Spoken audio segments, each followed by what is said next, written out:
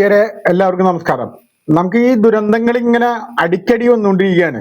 നമുക്കറിയാം, എന്ത് നിർമ്മാണ പ്രവർത്തനങ്ങൾ നടത്തിയാലും എന്തെങ്കിലുമൊക്കെ സംഭവിച്ച് പൊതുസമൂഹം അല്ലെങ്കിൽ സാധാരണക്കാർ മരണപ്പെടുന്ന ഒരു കാലഘട്ടത്തിലൂടെയാണ് നമ്മൾ കടന്നു പോകുന്നത്. ഞാൻ ശിവദാസൻ നന്ദിയായിട്ട് social security for the nation പൗരാവകാശ സംരക്ഷണ സമിതിയുടെ എക്സിക്യൂട്ടീവ് ഡയറക്ടറാണ്. ഇതൊരു വിജ്ഞാനപ്രദമായിട്ടുള്ള വീഡിയോ ആയതുകൊണ്ട് നിങ്ങൾ പരമാവധി പേര് സബ്സ്ക്രൈബ് ചെയ്യുക. തിരിച്ചറിവുള്ള ഒരു സബ്സ്ക്രൈബ് ചെയ്യുക എന്നുള്ള പ്രതീക്ഷയാണ് എനിക്കുള്ളത്. കാരണം എന്ന് വെച്ച് കഴിഞ്ഞാൽ ഇത് ഒരു പരിഹസിക്കുകയോ മറ്റുള്ള കാര്യങ്ങളെല്ലാം ചെയ്യേണ്ടത് ചർച്ച ചെയ്യപ്പെടേണ്ട വിഷയമായതുകൊണ്ടാണ്. നാളെ വരാൻ പോകുന്ന ദുരന്തം നമ്മൾക്കും മറ്റുള്ളവർക്കും ആകുന്ന ഒരേപോലെയാണെന്നുള്ള രീതിയിലുള്ള ഒരു ചിന്തയാണ് നമുക്ക് എല്ലാവർക്കും വേണ്ടത്. ഞാൻ സൂചിപ്പിച്ചു വരുന്നത് ഇത് പണ്ട് തന്നെ പല വൈദഗ്ധ്യമുള്ളവരും വിദഗ്ധരൊക്കെ തന്നെ പറഞ്ഞിരിക്കുന്ന ഒരു കാര്യമാണ്. പ്രൊഫസർ മാധവ് ഗാഡ്ഗിൽ നേതൃത്വം കൊടുത്ത പശ്ചിമഘട്ട പരിസ്ഥിതി വിദഗ്ധ സമിതി ഉണ്ടായിരുന്നു. അവര് 14 പേരടങ്ങുന്ന ആ 14 വിദഗ്ധര് കേന്ദ്ര വനം പരിസ്ഥിതി മന്ത്രാലയത്തിന് ഒരു റിപ്പോർട്ട് കൊടുക്കേണ്ടായിരുന്നു. അത് ഇംപ്ലിമെന്റ് ചെയ്യുക എന്നതാണ് നമുക്ക് ഇനിയുള്ള പ്രത്യാഘാതങ്ങൾക്കുള്ള ഏക പ്രതിവിധി. എല്ലാ ദുരന്തങ്ങളും വരുമ്പോഴും ഈ മാധവ് ഗാഡ്ഗിൽ പറഞ്ഞിരുന്ന കാര്യങ്ങൾ വളരെ കൃത്യമായിട്ട് ഫലിച്ചിരിക്കുകയാണ് യഥാർത്ഥത്തിൽ.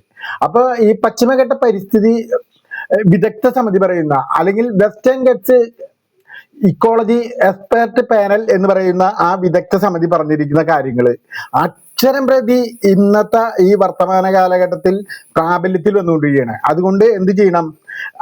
ഈ മാധവ് ഗാഡ്ഗിൽ വെച്ചിരിക്കുന്ന ആ 14 പേരുടെ വിദഗ്ധ സംഘം വെച്ചിരിക്കുന്ന റിപ്പോർട്ട് അടിയന്തരമായിട്ട് ഇംപ്ലിമെന്റ് ചെയ്യുക എന്നുള്ളതാണ്. അതിന് ശേഷം ഈ കാർഷിക മേഖല തകർന്ന് തരിപ്പണോ എന്നൊക്കെ പറഞ്ഞു കഴിഞ്ഞാൽ ചില കൃഷിക്കാരുടെ ചില ചെറിയ ചെറിയ പ്രശ്നങ്ങൾ അതൊന്നും മുഖവിലേക്ക് എടുക്കേണ്ട കാര്യമില്ല. വികസനം, എന്ത് വികസനത്തെ പറ്റി നമ്മൾ ചിന്തിക്കുമ്പോഴും അതിൽ മറ്റൊരു പ്രത്യാഘാതമില്ലാതെ അതിൽ ഡ്രോബാക്സുകൾ ഇല്ലാത്ത രീതിയിലുള്ള വികസന പ്രക്രിയക്കാണ് രൂപകൽപ്പനകൾ നമ്മൾ ചെയ്യുന്നത്. എന്താണ് അതിന്റെ പ്രധാനപ്പെട്ട ഘടകങ്ങൾ?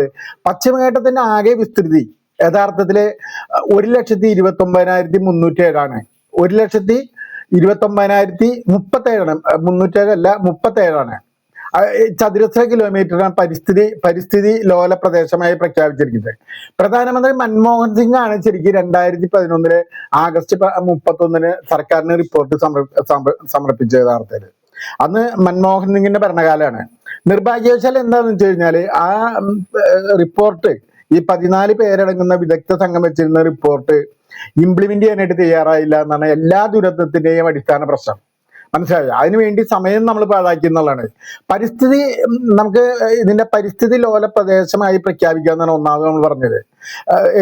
ഈ പറയുന്ന ഈ 1,29,037 ചതുരശ്ര കിലോമീറ്റർ പരിസ്ഥിതി ലോല പ്രദേശമായി പ്രഖ്യാപിക്കണം എന്നാണ് പ്രധാനമായിട്ടും പറഞ്ഞിരുന്നൊരു കാരണം.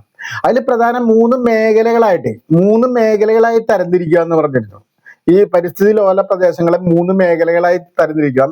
അതുപോലെ കോറികള്, മണൽ വാരല്, അതുപോലെ തന്നെ ഖനനങ്ങള് പൂർണ്ണമായി നിരോധിക്കണം എന്ന് പറഞ്ഞിരുന്നു. പൂർണ്ണമായി ഈ പറയുന്ന കാര്യങ്ങളൊക്കെ നിരോധിക്കണം.